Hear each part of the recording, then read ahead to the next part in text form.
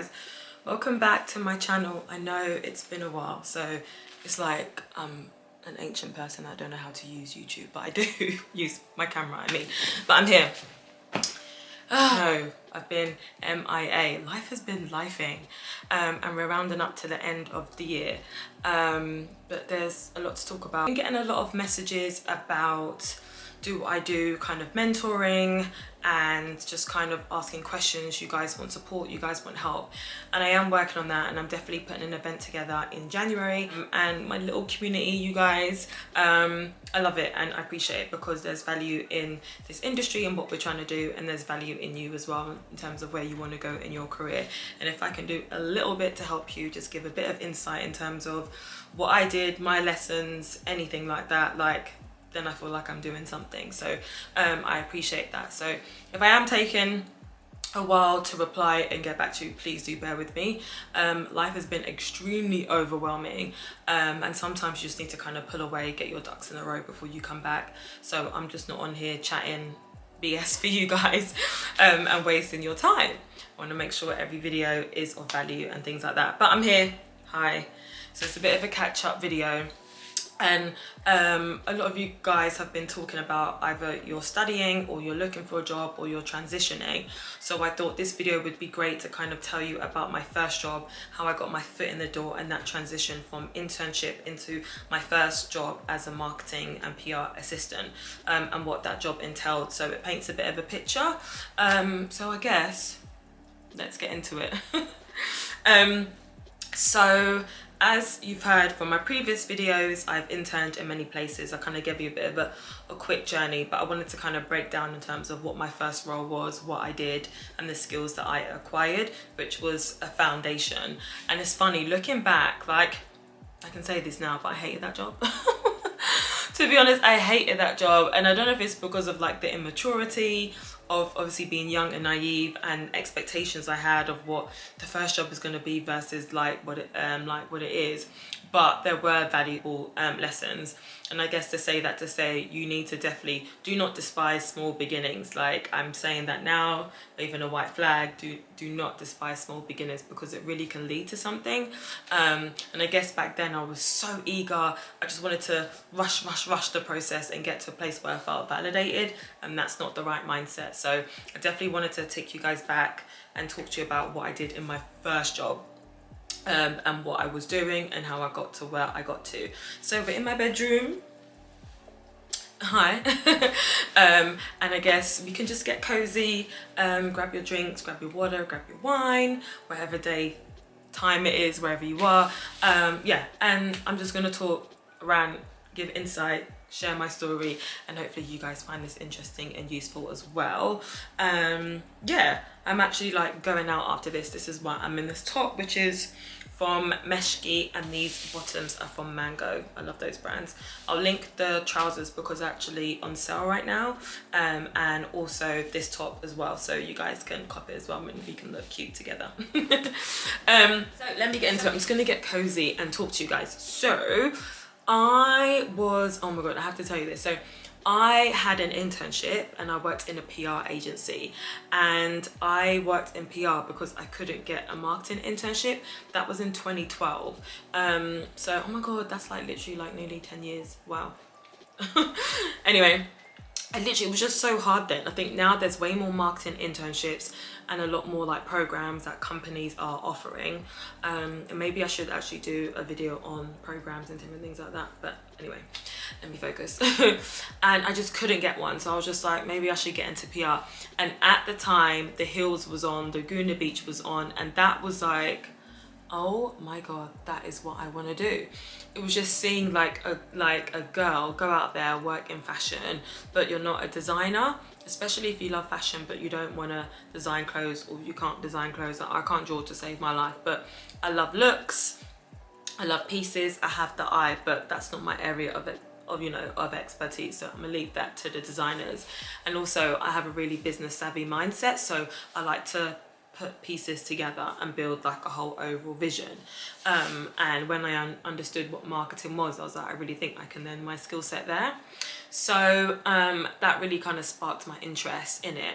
But then when I was looking and it was so hard, I couldn't find anything. So I looked into PR and I was like, okay, that's quite interesting. And obviously watching The Hills, it gave me a bit more insight on what it's like. You get to be on set, you get to be on shoots, you get to speak to the press to talk about these products that, you know, you love. So I got an internship with the PR agency. They're a global agency, and I was looking for time. Like, it was sad, really sad when I look back, but that's the grind that people always talk about. I was in it, thick in it. And I was desperate. Like, I finished uni, student loan is gone, there's no money there, working part-time in a small retail store, earning minimum wage, and I need a job. But as we know, to work in this industry, to work in fashion industry specifically, you need experience.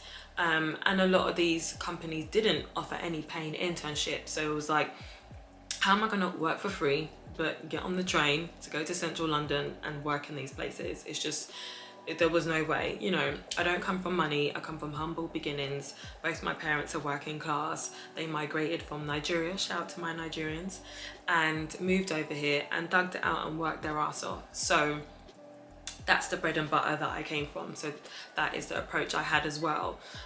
So I specifically found it difficult to get a job in fashion PR specifically. So I start to look elsewhere, all across like the creative industry, but not necessarily fashion. So a lot of PR agency have internships. Some they don't pay, but some they actually pay minimum wage, and some where they offer like specifically 3-month internships, 6-month internships, or 9-month internships. So when you are looking for internships, look at more conglomerate agencies, like big ones. I can probably flag the agencies I'm going to share are UK, but I know they're globally, so they might be in the countries that you may be watching from and living in. So there's like Edelman, which is a huge PR comms agency. There's Ketchum, which was the agency I got my internship with, so I can speak about specifically because that was my experience. And I applied for it, and I remember I got the call in my retail job, and my retail job was in New Look. And I worked there part-time. Literally, I did, I think, 12 hours a week shift. So one 8-hour, one 4-hour shift. And it was on a shift. And obviously I had my phone in the inside of my like blazer or jacket. And it was like vibrating. So I went on the men's floor, went into the toilet and answered it. And it was them. And they obviously saw my CV. I wanted to speak to me. I just was like, I'm free, talk to me. And I ended up getting an interview for them. So that was exciting, because you know when you're ready to be done with retail, like, ugh, I was that girl. So I was fortunate, and this was after like 12 to 18 months of looking, like no joke. So I'm sharing the story like it was easy, but honestly it wasn't. It was such a grind, and it was very, very difficult, quite very depressing to be quite honest, because it's like you have this idea of what life is like when you're in uni, like you're studying hard, you found what you want to do and you're ready to go into the big world, and then the day you graduate, you're finished, you're out there, you're in home, in your room, and you have to find a job. And it was like, how do I do this? Especially when you don't have any contact in this said industry. It's very difficult because it's based on who you know, not necessarily what you know.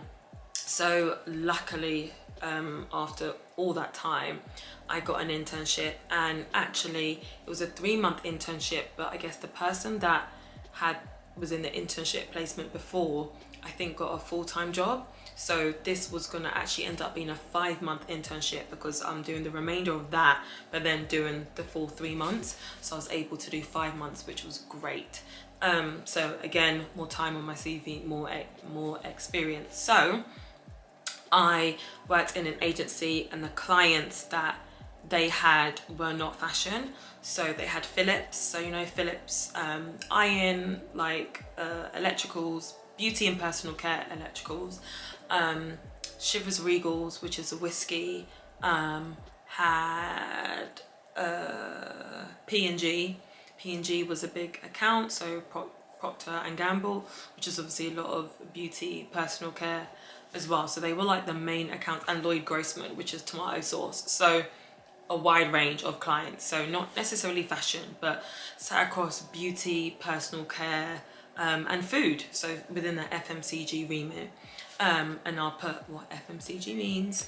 Personal care is beauty, and electrical. So a fashion girl, but this was the job I was given, and I was grateful because it was something, and they actually paid minimum wage, which was great. If I remember correctly, I think at the end of a month I would get around between £800 to £900, which was good, coming from nothing, or coming from working 12 hours a week. So just to give you an idea in terms of what that would be in a month, would be, I think, like £300, 300 and something pounds. So to go from 300 to going to 900, I was like, see ya. Obviously I didn't know how long, didn't know what I would do after, like 5 months, but I was just like, I'm out. Out of retail and into somewhat of a full-time job, I'm gonna take it. So I did that, and just to give you a bit of an idea in terms of what my internship looked like, I would come in every day in the office in East London, and I would have to be there at 8:30 in the morning, and at 8:35 or 8:25, anyway 8:30, we would have to read all the newspapers that were delivered to the office, scan through every page and circle and highlight all the PR stories, and then you would have to unite with the team, and I'm not gonna lie, that was such a great team, and I would, yeah, you have to read every page, read all the PR stories, and you know what, it's great training because it allowed me to pick up what's a PR story versus what was just newsworthy, and it's the purpose of that and the discipline of that was to make you think and have the mindset of what is a quick PR narrative, what's a great PR concept that you could sell into these newspapers and outlets to be featured in, obviously, a media publication and get coverage, which is major because obviously the more coverage you get, the more eyes, access and impressions and the reach you get to the customer. So that was great. So every morning that's what we would do. 8:30 we would get all the newspapers, all the magazines. Let's say there was like a team of 8 of us, everyone would take a couple, scan through them, circle all the PR stories, and then everyone would go around and highlight what were the big stories. So you may have highlighted one, but someone else may have said it before you. So you need to find out what's another PR story that you can bring to the table and showcase to the team. Sometimes the clients that we have would be featured in it, but then also others were. And it's to understand what angle were they using to get featured, and could it help you stimulate any ideas that you can think about for any current briefs you're working on or anything coming up in the future. So it was a great skill set because it allows you to be a bit more sharper to understand what's a great creative angle for a brand that you can use to bring to news, or what was not so good that we didn't like and talk about it, and it allowed us to collaborate as a team and stimulate ideas. So that was definitely something I would do in the morning. I was an intern, so of course what did I have to do? Go get coffee and teas. I'm not even a coffee drinker, so please don't ask me to make coffee because it will turn out bad, but I had to do it anyway. So I was definitely your tea girl, going to the kitchen. Does anyone want tea? And I would go and do that. Practicing writing press releases, that was another key task I had to do. And my manager at the time was the account exec, so she was the entry-level role while I was just like below entry level, and she was really, really great. So shout out to Isabella. She had a lot of patience with me, and also she was really kind, so that was definitely like the basics of my role, and sometimes it's a lot of my role was doing press send outs. So literally you have to think about it, if a newspaper or a magazine wanted to feature Lloyd Grossman tomato sauce, I would have to go down to the stock room, package the sauce and send it out. So I was doing the basics of basics, but the bits that were great was also even events. So being on the door, standing at events, just really helped me get like experience on my CV. Another thing that I did, which was really cool, was remember Vine? Anyone remember Vine? So that was a big thing back then. So it was all about how can we put these clients' products on Vine to help it go viral, to help it get bigger reach. And I remember standing there with a colleague who was more senior than me, of course, and we were trying to drip Lloyd Grossman tomato sauce out to make it look rich and great and put it on Vine. That was a part of my job. So if you think about social today and how brands use TikTok, Snapchat, Twitter, Instagram, like I was doing that for Vine. And also another project that I worked on was Shivers Regals, and this was helping them with their Twitter. So and this was back in the day when you would have to like screenshot tweets to send to the client to showcase, oh, you were spoken about here, you were featured here. Where now, like, Twitter's just a generic channel for content to obviously build community, but it was used so differently back then. So that was great experience because it was getting me to use social platforms to, you know, create different types of content that the client wanted. And of course I was literally just supporting my manager and these account executives at the time, so their kind of role and responsibilities were entry level. Mine was like below entry level. Even just get a bit more confidence, I had none. Oh my gosh, I had none. Thinking about it even gives me like chills and makes me cringe, because it was like I was so shook, like shook ones. That was me. I was just shook of the industry. You know, it was a lot of faces that didn't look like mine, a lot of white people in these roles, and it was just like me, this black girl that wants to work in marketing but is in a PR agency and is just trying to get a bit of experience. So to proving myself, oh my god, I was like doing the most. To give an example, one day I was so sick, but I still came into work. I was so sick that I was about to vomit on the train and I held back my sick. Thinking about it, I was like, did I really do that? I actually did. Like, the flu took over me. Like, sometimes you get a flu, you get a stuffy nose, all of that, but like I was weak, I was feeble, but I'm like, this is an internship, so I need to be in every day. And I remember I was in the office and I'm just like shivering.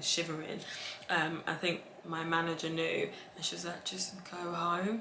So I went home maybe like an hour early, and I remember I was sitting on the train. I was like, just make it to the stop. Got to my stop, waited at the bus stop, just wait at the bus stop, just wait, just thug it out. I got on the bus and it was like maybe like 4 stops before you get to my house. Got to the house, walked up my road, opened my door, ran into the kitchen, opened up the bin, and blah, it came out. And I just took painkillers and I just went to sleep. I didn't even eat that night, and I just woke up the next day, showered, got ready, went back, because I was just like, this is my one chance. If I could look back now, wouldn't even do that to myself, wouldn't even do it. But anyway, that was my internship. Did that for 5 months and it ended. I tried to see if there was any full-time roles. There wasn't nothing. Such a shame, because obviously I got used to it by a certain point, but that was like the end of that rodeo. So I finished up my 5 months and needed a job, and so I ended up temping. I worked in the public sector, and I had an interview for a small company.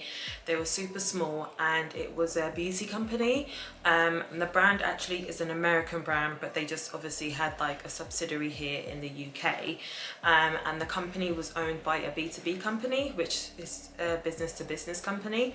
And it was like a manicure beauty business, which sells nail polishes, gel polishes to manicurists who obviously do people's nails. So obviously it's selling to small businesses who then service via painting nails, gel polish, things like that. So it was actually a B2B company that worked within the professional beauty industry, but they had a B2C brand, which is an American brand, but they owned the UK subsidiary of it. So they were marketing it. So it was a marketing and communications and PR assistant role. So all three. So it was handy that obviously I did a PR internship, because I have an idea in terms of what that entails now by then. But we all know marketing is what I've always wanted to do. So when I saw it, I was like, do it. And it's so funny because As I mentioned, I was temping in the public sector, working for Transport for London. Obviously that was great, literally was just to get a check and get by. I remember because I used one of my paychecks to buy Louboutins. That's a story for another day, being irresponsible. But anyway, I still have them till today, so it's all good. But yeah, and I remember I was interviewing for that position and I had like a second stage interview, and then the recruiter called me back who placed me at Transport for London and was like, oh, they really like you, there's a role opening for something within procurement, so procurement projects management, something that obviously I have no interest in, it's not my background of interest, but it was actually lovely working there. There was actually someone senior there who was a black man and he was really lovely, and every time I see him we would say hello, we would just exchange greetings, and it was just nice to actually see like a black person in a senior level. If you got to think, I was finishing uni, I've just done this internship at this PR agency, so working in Transport for London was my next kind of like corporate gig into like the real world. So I haven't seen like senior black people at all, regardless if it was fashion, whatever industry. So it was just nice to see someone that was quite senior, and it was like a black man, so it was like seeing like an uncle there, you know. So we would just exchange, just say hello, like greetings, stuff like that. He told me how many kids he has, just really nice conversations. So I guess, I don't know if it was through him or someone in his team, obviously I told him what my interests are, and obviously I'm looking for full-time. So I guess it was just kind of him to probably think of me in that sense. And the recruiter called me. They've offered me, there's a role if I want it, because I've already worked for the business. I would probably just have to come in and meet the team and then I would have done it. But of course I was so dedicated and really wanted this marketing job. Like, as small as the company was, it was in a rural area. This wasn't a central London job. It was near me where I am, but a bit more on the outskirts, so it's a place where I could drive to. So I was like, oh my god, please, please, please. And I remember like speaking to like my siblings about it, and they were like, take the Transport for London job, because it was actually good money. So the role, my first role, paid me £18,000 a year. So that was like basic minimum wage as an assistant in the working world, which I believe at the end of the month I was getting 1,200. I think if I do my math, that's what it is. So that was an 18k salary, and I remember when I got offered the job I was like, yeah, like I'll take it. So happy, because I had been thugging it out for 2 years, looking for internships, looking for jobs. I had that 5-month stint at this agency, and then of course I was just back just doing any work for money, and then this was my first official job as a marketing girl, you know. That really started my journey in terms of who I am today. And then I got the Transport for London job, they offered it to me, and I remember it was like 24k, so that was major, like huge, in the 20s, first job. And I remember I was like, what do I choose, what do I choose, what do I choose? But literally I was like, forget that 24k, I don't want to work for Transport for London, it's not my area of interest, that's not what I went to uni for, why I've worked so hard, why I've interned for free so many times, and then did this 5 months to end up like not taken a job that really reflected what my goal was. So I said no to the Transport for London job and told the recruiter, and took that 18k job. So I ended up my first job being on £18,000 less money than that other job was offering, but it was in the field that I wanted to do. And that title was Marketing, Communications and PR Assistant, so everything. At the time when I came in, they never had an Instagram account, so one of my roles was to launch their Instagram page. So I created their Instagram page. Every post that went up, the copy, that was me, replying to comments, DMs, customer service, I did that. Another element of my role was creating, writing, designing the newsletters. So I would do a newsletter twice a week, Tuesdays and Thursdays. And then another thing that I would do was manage the Facebook page. So actually posting the Facebook comments. They had a really big Facebook like community, because of course it was B2B and B2C. So we were selling to customers, but also other manicurists, nail techs, nail technicians that were buying the products. Of course they were on those pages. So we would market to them. So my role included everything, but also it included updating the website, like the banners on the website, uploading new collections. So when new nail polish ranges would come out, I would upload it to the website. The brand was stocked in John Lewis, Marks and Spencer's, and Harvey Nichols at the time. So my job was also to maintain that relationship with those retailers. So filling out the NPD forms, which stands for new product development lines. So when there was a new range that would come out, I would obviously showcase that and sell that into these retailers, tell them all about it, why it was so good, why it's the right time for them to purchase it for the season. So of course they continue to buy up their collection and have it in store, so of course customers can shop it. My role was also to come up with the collateral images. So we would get a lot of the images from the HQ, which is the US, would send it over. We also like repurpose them, package them, and then design them for the units that were in those retailer store. So make it more desirable for the M&S customer, for the John Lewis customer, and for the Harvey Nichols customer. So that gives a bit of an overall idea on what my role was. So it was a range of everything, and also liaising with PR. So at the time, the company did have a UK PR agency, so we would work with them. As my role was marketing, communications, and PR assistant, I would actually liaise with the PR agencies, work with them for like a press event, help them come up with ideas for us to get like new editors to the events that we do. So then of course they could obviously talk about the product and we can get featured in certain publications, magazines. So it was very traditional in that sense, and it gave my foot in the door in terms of just understanding the different remits, how to work with retailers, how to, you know, put together newsletters. But because obviously back then that was 2013, and I started the end of the year, December 2013, and I was there for just under 2 years. Yeah, 2013 to 2015, so I did two years there. And it was a really small role, it was a really small business, but I guess the lesson in that was I was able to do everything. So if you think about it from what I've just shared, I did social, I did CRM, I did online, looking after the website, but then of course coming up with the collections, coming up with ideas to talk about it on the website was like all mine. So that was like the strategy, the naming, which was really cool. And I did that for 2 years, and it was a great learning curve. It was a very small business. So in terms of the businesses that you see today, the different agencies that have been birthed since, like there's so many big brands out there to work for, but that was my experience. And it was cool. Like, I think for me, looking back now, I didn't realize that really was the foundation of what I am doing today.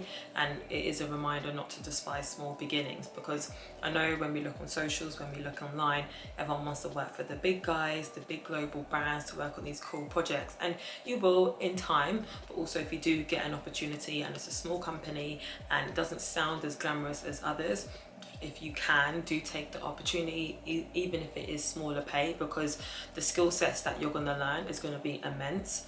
For me to be able to say that I started a social media platform for a whole business and was able to grow it to a certain number is an achievement. And working at a bigger company, you won't get that opportunity because there may be different, you know, rules and guidelines on how you manage the channel. All I had to do was just show my manager, this is the images that I'm thinking of posting. She was like, yeah, cool. And I posted it.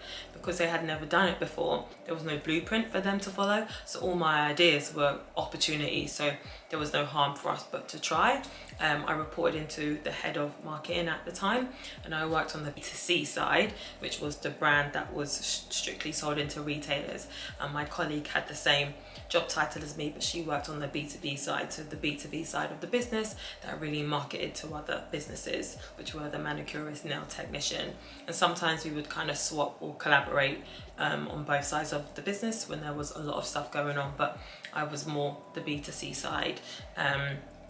Working with editors to make sure the press releases were done on time with the PR agency, and the editors got the samples. Like, and downstairs was the stock room. So if we needed to send something out to a magazine, I would literally have to go downstairs, package it, get it sent out, put the news press release, not the newsletter, and send out. So it was really humble beginnings, literally thugging it out, coming up with ideas to put on the Facebook page. So even though I've gone on to work for other businesses and global business, which has been great, like the start of my career has been working for a small company that if I probably said it, you wouldn't even know, because it was so small, but they were just stocked to these retailers, and I had the opportunity to be an assistant at that company at the time.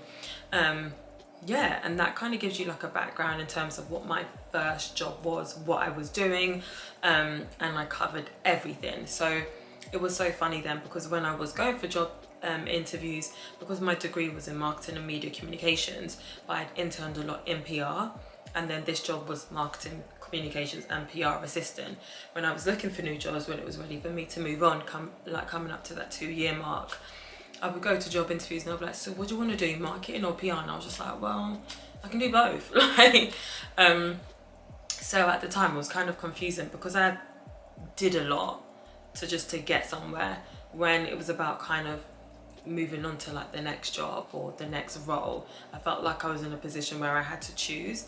But now fast forward 10 years, those industries have merged, and it's kind of interwoven now. When you think about influencer marketing, PR and comms, but like activations is done both in PR and marketing, so it's just like mixed together, which is cool because I have a nice foundation. I would say that role is a very generalist marketing role, where I know today, because obviously social and e-commerce has grown, you can actually be a bit more tailored and specific.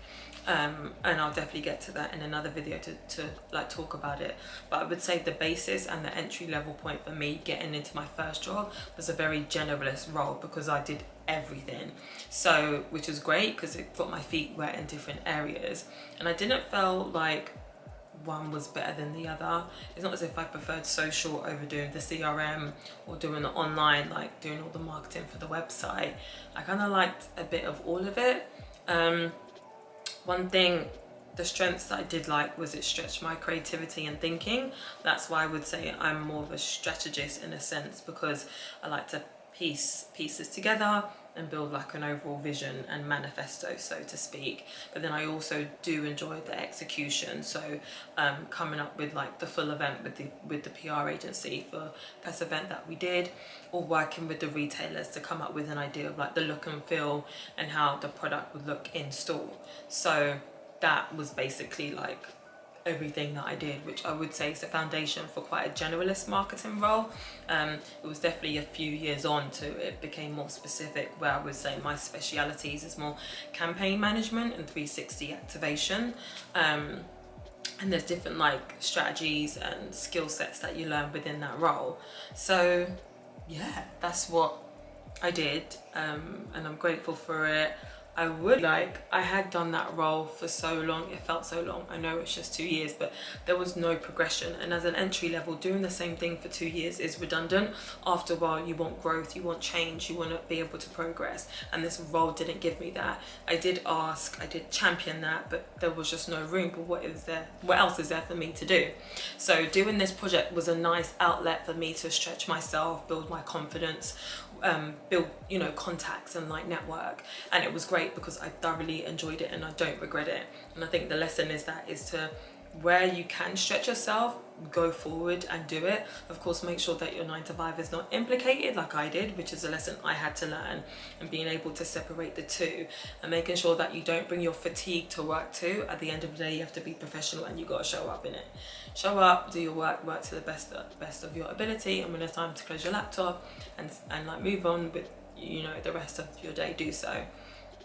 I did do that, but I think sometimes it did show.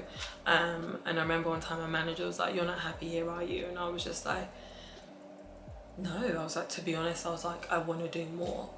But, you know, there was nothing really to do. And she knew that, but of course, like, she's my boss, so I still have to show up and do work. That's literally what I did. First job was a small beauty company where I was marketing, PR and communications assistant, and I ended up doing everything and really get my feet wet into like a generalist marketer.